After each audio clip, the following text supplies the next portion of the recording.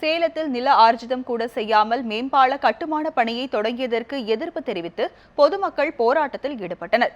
சேலம் மாநகரின் மத்திய பகுதியில் போக்குவரத்து நெருக்கடி மிகுந்த முள்ளுவாடி பகுதியில் ரயில்வே கேட் உள்ளது. இந்த ரயில்வே கேட் அடிக்கடி மூடப்படுவதால் பொதுமக்கள் நீண்ட நேரம் காத்திருக்க வேண்டிய நிலை ஏற்பட்டு வருகிறது. இந்நிலையில் முள்ளுவாடி பகுதியில் ரயில்வே மேம்பாலம் அமைக்கப்படும் என கடந்த 3 ஆண்டுகளுக்கு முன்னர் அறிவிக்கப்பட்டிருந்தது. அறிவிப்பு வெளியிட்டு பல ஆண்டுகளாகியும் அதற்கான அடிப்படை பணிகளான நில ஆர்ஜிதம் செய்தல், தேவையான முன்னேற்பாட்டு பணிகள் எதுவும் நடக்கவில்லை என்று கூறப்படுகிறது. இந்நிலையில் ரயில்வே மேம்பாலம் அமைக்கும் பணிகளுக்காக என கூறி போக்குவரத்து மாற்றம் செய்யப்பட்டுள்ளது. இதனால் பொதுமக்கள் அவதியடைந்துள்ளனர். ஏற்கனவே போக்குவரத்து நெருக்கடியால் ஒரு வழி பாதையாக உள்ள இடத்தை இருவழி பாதையாக போலீசார் அறிவித்ததை கண்டித்தும் தேவையான முன்னேற்பாட்டு பணிகளை செய்த பின்னரே போக்குவரத்தில் மாற்றம் செய்ய வேண்டும் என்றும் கூறி சேலம் மக்கள் குழுவினர் போராட்டத்தில் ஈடுபட்டனர். இதனால் அப்பகுதியில் பரபரப்பு ஏற்பட்டது.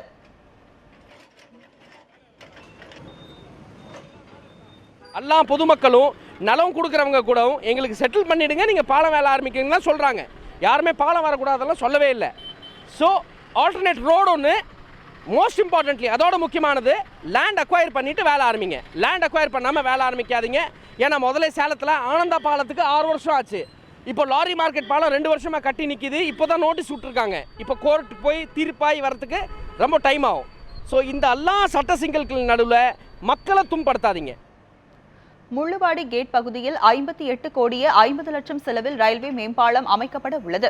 நிலம் ஆர்ஜிதம், வாகனங்களுக்கான மாற்றுப்பாதை உள்ளிட்ட அடிப்படை தேவைகளை செய்யாமல் சாலையை மறித்து பணிகளை தொடங்க பொதுமக்கள் எதிர்ப்பு தெரிவித்து வருகின்றனர். எதிர்ப்பையும் மீறி இன்று பொக்லைன் இயந்திரங்களுடன் வந்த அதிகாரிகள் பணிகளை தொடங்கினர்.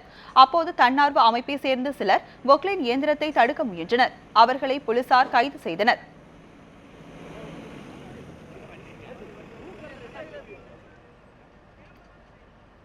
Thank you.